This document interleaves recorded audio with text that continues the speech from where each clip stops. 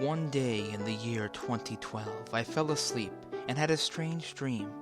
I was back in my childhood home playing a video game that you all know as The Legend of Zelda: Twilight Princess. Being 5 then, all I did was fumble around with the controls and laugh when Link jumped and rolled into things. I woke up and smiled. The dream had brought back memories, so I dragged out the GameCube and Twilight Princess. After eating my breakfast, I booted up Twilight Princess to see the beautiful opening, Link running over the bridge of Eldin on Epona. I smiled again. It was going to be a nostalgic day filled with Zelda. I pressed the start button, and for some reason, as soon as the file select screen started up, Link seemed to disappear in Epona for a split second right before the other screen loaded. Assuming it was a glitch, I selected a new file, and the game started up normally. The first 3 hours in Ordon Village were normal. I did it flawlessly, and everything suddenly changed when I reached the Forest Temple. Instead of Link receiving his signature green clothes, the clothes he received were as black as the night on a new moon.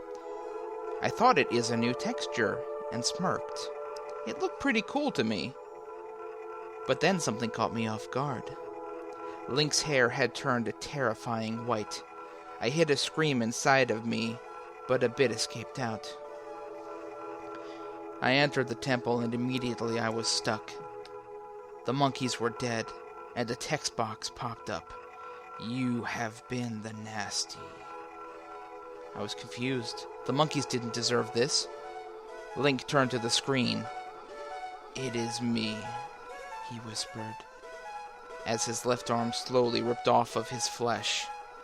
A tear ran down my cheek as I saw my childhood hero being mutilated. A loud scream was audible, except it sounded like surrounding. I screamed audibly this time, but I decided to go on in the game because despite my fear, I was in Tregred. I tried moving Link. His steps were painful, and as he entered the main map of the level, his eyes burst out of his skull and rolled around on the floor like olives. Link turned around again and whispered again, "Me it is." He said the same thing in a different way. That is scary. I was truly terrified this time, but nothing could match up to the horror of what I saw next. I turned the camera up and saw something disgusting.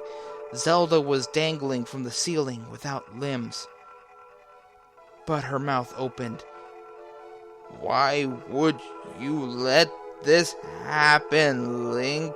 Ampersand. Link seemed to smile and then pulled out his arrow. It went straight into Zelda's head and she fell from the ceiling. Link stepped on her dead body and laughed. I dove onto the floor and shut off the GameCube, but the image of dead Zelda stayed on the screen. To this day, that image haunts me. I ripped the game out of the GameCube and burst into tears. I ran to throw it out, but when I opened the garbage can, there it was. 300 copies of this exact disc. And the bloody head of the Zelda. Hyper-realistic due to this being real life.